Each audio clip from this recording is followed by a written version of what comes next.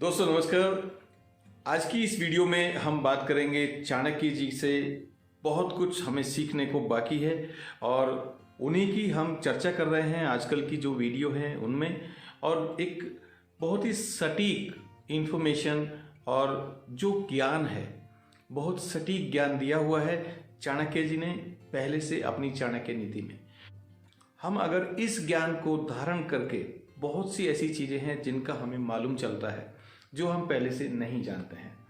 तो इस वीडियो में मैं बात करूंगा चाणक्य जी की जो नीति है वो कैसे हर एक आदमी के लिए काम आती है, और आप भी खुद उसको सुनकर देख सकते हैं कि आप इनमें से क्या जानते थे, क्या अब जानते हैं और क्या नहीं जानते थे। इस वीडियो में बहुत वैल्यू है और इस वीडियो में आप अंत तक बने रहिए। इस वीडियो को अंत तक देखिए बिना स्किप किए, जिससे आपको पूरी नॉलेज जो मैंने यहाँ से बटोरी है वो आपको पूरी की पूरी नॉलेज मिले वीडियो में। आगे चलने से पहले आपसे गुजारिश करूँगा, अगर आप चैनल पर पहली बार आए हैं तो चैनल को सब्सक्राइब करना बिल्कुल ना भूलें। बेल आइकन को भी हिट करें जिससे आपको मेरी सारी की सारी वीडियोस टाइम से मिलती रहें। चलते हैं वीडियो की ओर। पुरुषों की अपेक्षा स्त्रियों का आहार अर्थात भोजन दोगुना होता है, बुद्धि चौगुनी होती है, साहस 6 गुना होता है और काम वासना 8 गुनी होती है। याद रखिए, आचार्य ने इस श्लोक द्वारा स्त्री की कई विशेषताओं को उजागर किया है। स्त्री के ये ऐसे पक्ष हैं जिन पर सामान्य रूप से लोगों की दृष्टि नहीं होती। भोजन की आवश्यकता स्त्री को पुरुष की अपेक्षा इसलिए ज़्यादा है क्योंकि ये पुरुष की तुलना में शारीरिक कार्य ज़्यादा करना पड़ता है। यदि इसे प्राचीन संदर्भ में भी देखा जाए तो उस समय स्त्रियों को घर में एक ऐसे छोटे मोटे काम करने होते थे जिनमें ऊर्जा का खर्च होता था। आज के परिवेश में भी स्थिति लगभग वही है। शारीरिक बनावट, उसमें होने वाले परिवर्तन और प्रजनन आदि ऐसे कार्य हैं जिसमें ऊर्जा खर्च होती है। ऊर्जा प्राप्त करने के लिए स्त्री को अतिरिक्त पौष्टिकता की आवश्यकता होती है।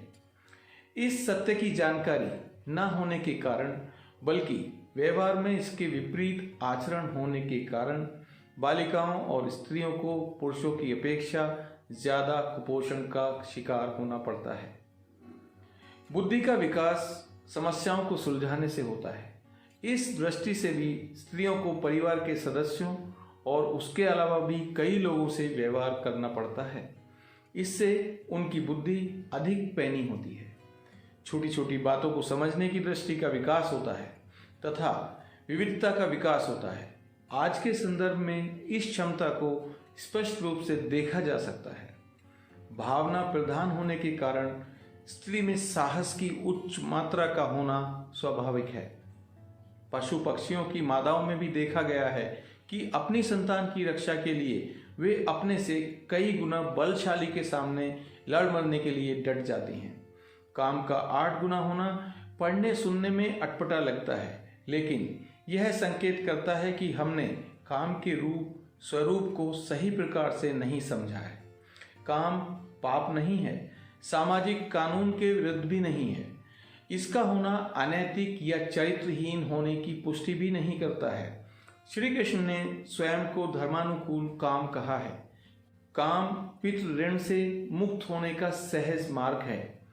संतान उत्पन्न करके ही कोई इस ऋण से मुक्त हो सकता है। स्त्री की कामेच्छा पुरुष से भिन्न होती है। वहाँ शरीर नहीं, भाव दशा महत्वपूर्ण है।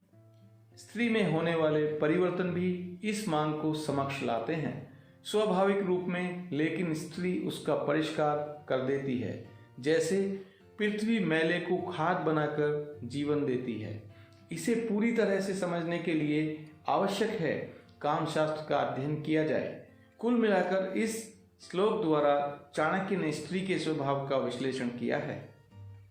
यह भारतीय परंपरा रही है कि किसी भी शुभ कार्य को प्रारंभ करने से पहले देवी देवताओं या प्रभु का स्मरण किया जाए ताकि वह कार्य बिना किसी व्यवधान के सरलतापूर्वक संपन्न हो। चाणक्य नीति का प्रमुख उद्देश्य यह जानना है कि कौन सा काम उचित है और कौन सा अनुचित।